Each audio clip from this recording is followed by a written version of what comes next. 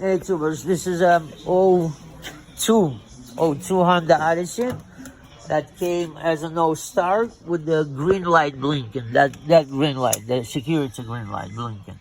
When it's on the ignition, it was blinking, and it was not started. So under my advice, they changed the steering column because was a complaint for the switch also being sticky. So we changed the column and I programmed the key using the OTEC. It went rather long, but it did the job. And now it starts. No more blinking light. Now it starts. So the new key, new ignition switch, new steering column. I don't know if they changed the column or just switch the pieces that I asked, but it's the same thing.